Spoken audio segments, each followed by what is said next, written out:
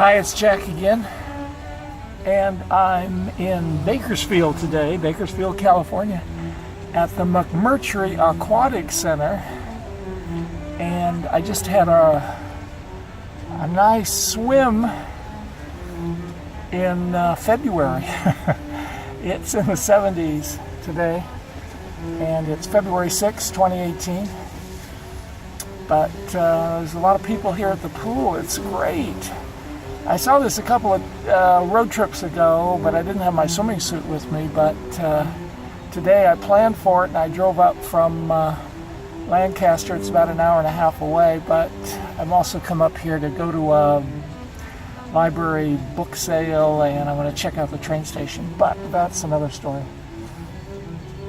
The name of this video is If I Was President of South Africa, I would want to do something to help Cape Town with their water crisis immediately, because I just read about their lack of water coming up here in a few weeks. In April, they're going to run out of water when their reservoirs get down to, I think it's 13%, because a friend told me that anything below that is sludge. I think I just want to talk about this and remind everybody to think about how much water we use every day. I try to take shorter showers, but this is going to happen, I think, more often than not in the near future.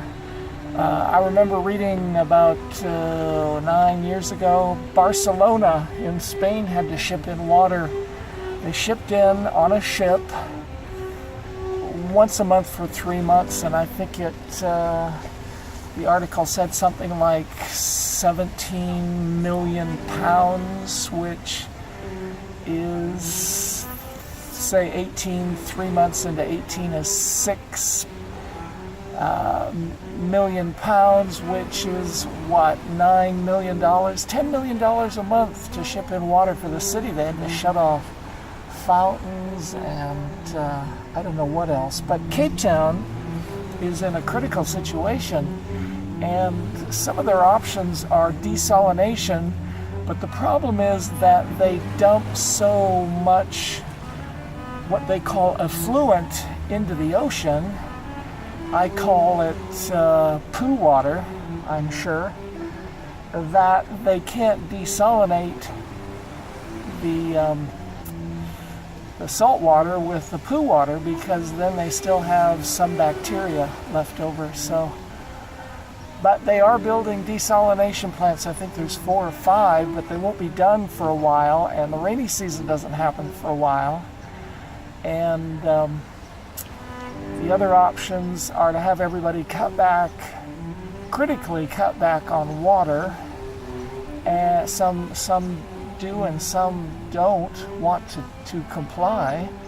The other option is to recycle whatever water they use, I guess, like for landscaping and whatnot. But there was also a plan or a suggestion to ship in water from the the Zaire River, maybe, in the Congo, at the mouth of the river, before it goes into the ocean, I guess, suck up all that water and take it down south. But I'm just amazed that, South Africa has, like 6 cities that I'm aware of. I read a recent report about safety in South Africa, and I can't think of 2 of them. I know there's Cape Town, Johannesburg, Peoria, where my 4th cousin is buried. He died back in 1900 in the Boer War.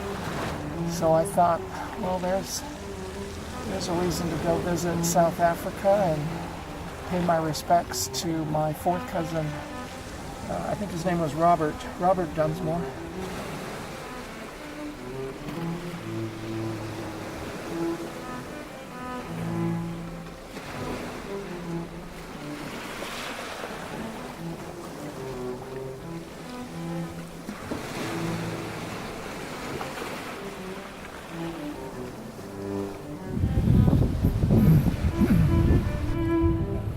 Hey, it's Jack again. Lunch at the beach this time. My camera cut off for whatever reason in Bakersfield the other day. So I'm here to continue my talk, my op-ed piece about how we can help South Africa with their water crisis. Lunch at the beach today, Tim, on, what day is today? Thursday, February 8th, 2018. And I'm in Southern California. I'm just down the road. Can you see my finger here? No. That way is Malibu, and that way is Santa Monica, and out there is Hawaii. Hi, Cherise, and Tracy, and Michaela, and their dog Bob. So I just, the reason I went to Bakersfield is there was a book sale there, and I wanted to check out their aquatic center because I haven't been swimming lately, and it's outside. It's very nice. And it has to do with water, of course, and I'm all about water. And I had a little cabin fever because I've had a head cold for the last week. I don't know if I caught it at the surgical center when I had a colonoscopy last week, and they gave me fentanyl to turn off my memory, turn off my pain, and I think maybe turn off my immune system, but I'm not blaming anybody. I probably caught it on the plane. Actually, 4 airplanes I took the week before to fly up to Spokane for a family emergency to visit my mom, who suddenly contracted pneumonia, but she responded well to her meds, and that turned out okay for the time being. So I was on the plane, I was at LAX, I was on a couple of trains, a couple of buses, and probably germs everywhere. And I was stressed and anxious and a little bit confused when I was on the plane from LA to Phoenix for my connection, and so were 80% of the other people on the plane, and we were all a little worried about connecting because they kept delaying the plane. Don't fly through Phoenix if you can help it, because they're rehabbing one of their runways. They're only down to 2, and so they kept pushing us back like 1, 2, 3, 4 times. Anyway, we finally got out of there. I didn't think I was going to make my connection. I did, luckily, but I was on the way back to the plane, and it just so happened somebody was sitting in my seat, and it was an older gentleman, and I probably should have taken his seat. He said he was in 20F, not 30F, so, but I'm a stickler for my reservations, or I would get all out of control. I don't know. So anyway, he got up, much grumbling and griping, and the poor guy had a cane and he couldn't get out of his seat. He thought he had to go on the way back to the plane. I said, no, 20, you're up front by the front door, not the back by the back door. Anyway, so by the time I decided to let him stay or not, he got up and left. But when I sat down, these 2 guys came looking for what I thought was my row, and sure enough, there were 2 guys and they looked exactly alike. And I thought they were identical twins, and one of them got in the row in front of me and sat in the middle seat, and the other guy came into my row and sat in the middle seat next to me, and I said, no, wait a minute, I'm really confused. Are you guys identical twins? Why are you sitting together? You should be sitting together. And he said, no, sir, we're not identical twins. We are brothers, and I'm the older one, but we're not identical twins. And I said, but why are you not sitting together? I'm such a stickler for following the rules. I was a little out of control, a little anxious about my trip going up to visit my mom. I didn't know what was going to happen. Anyway, so long story short, we had a nice talk, but Sandin was his name, from Sweden. Really, really, really tired. He'd been up for like 20 hours, and I said, oh, you're ready for 24? He said, no, I don't think I'm going to make it. Sure enough, he fell asleep right after it off.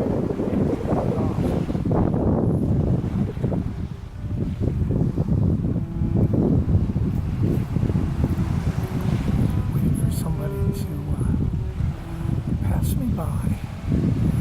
So, we had a nice talk, and I was confused again because I didn't know if he was coming from Sweden going to Phoenix, or if he was going to Phoenix coming from Sweden for a 2-week vacation. And so again, long story short, he fell asleep, but when he woke up, I started talking to him. I was afraid I wasn't going to make my connection, but I did. I didn't run across the Phoenix airport. I walked really, really, really fast, like a 3-year-old kid. I met his mom in the Quartz Hill Library the week before, talking about books and how she was teaching her kid, whose name is Jack, by the way. Shout out to Jack and his mom. He's 3.5. He's reading books. And that takes me back to Bakersfield, because at the book sale I bought another 20 books, and I gave another dozen to the school library in Lancaster, where I donated the books that were rejected in my last memo. So I gave them 40 books this morning. So I collected books in Quartz Hill and Bakersfield, and I feel good about that project. It's over. I resolved that. So a little bit of conflict, but all's well that ends well. Anyway, so where was I? Oh yeah, I made my connection, and I was so out of breath when I got to the counter. I couldn't talk, and they said, no, you're on time, sir. We haven't boarded yet because we're still waiting for some stewardesses to come in. So that construction at Phoenix is delaying everybody around the country, it seems. Anyway, so I made my connection, and after 16 hours, I made it to Spokane just 30 minutes later than normal. So back to South Africa. They are down to a level 6 restrictions, which is requiring everybody to drink. Well, everybody can only have 87.5 liters. It's about 88 liters, which is about 23 gallons of water. I think that must be per day. And agriculture is restricted. They have to cut back 60%. I can't imagine what that's going to do to crops. And my question at the bank this morning to the teller, we were talking about Elon Musk and his rockets that had a spectacular landing here, 2 at a time. It was just beautiful to watch. But he's an immigrant from South Africa, and I was asking the guy, now why, what don't I know about, there's obviously money to be made or not to be made, as why these problems don't get solved. And I told the guy, I said, I would like to ask Elon Musk, who's a billionaire from South Africa, how he thinks we should fix this problem.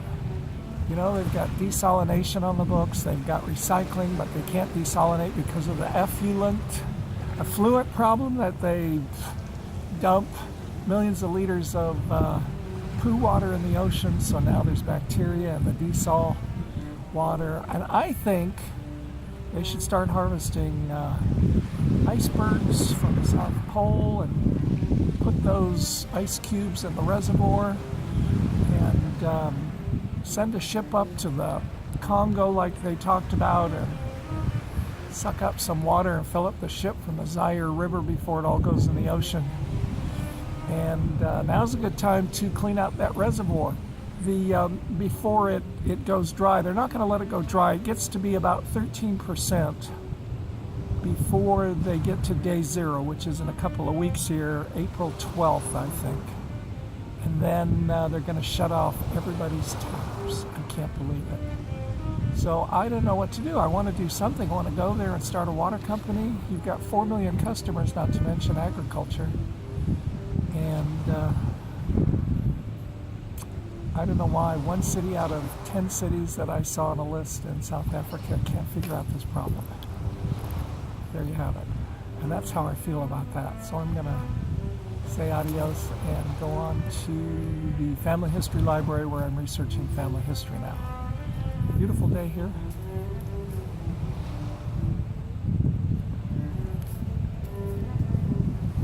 About 70 degrees.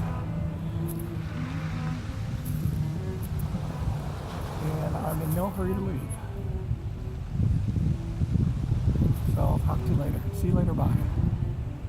Keep it clean, keep it green. See ya. Bye.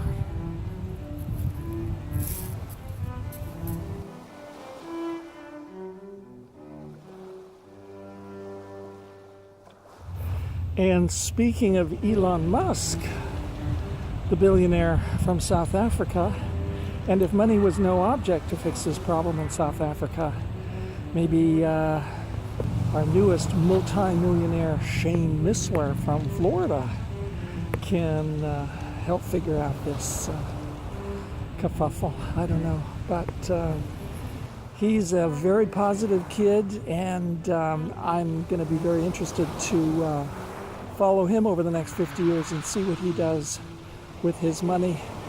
And you should check him out. It's a great story. And this, I've got more about what he said in my blog. I've listed his name here, but I've added a little more to the letters of his name. So check it out and follow him, read up about him, and let's see where he puts his money. He wants to leave a legacy for humanity. So smart kid. He's only 20 years old.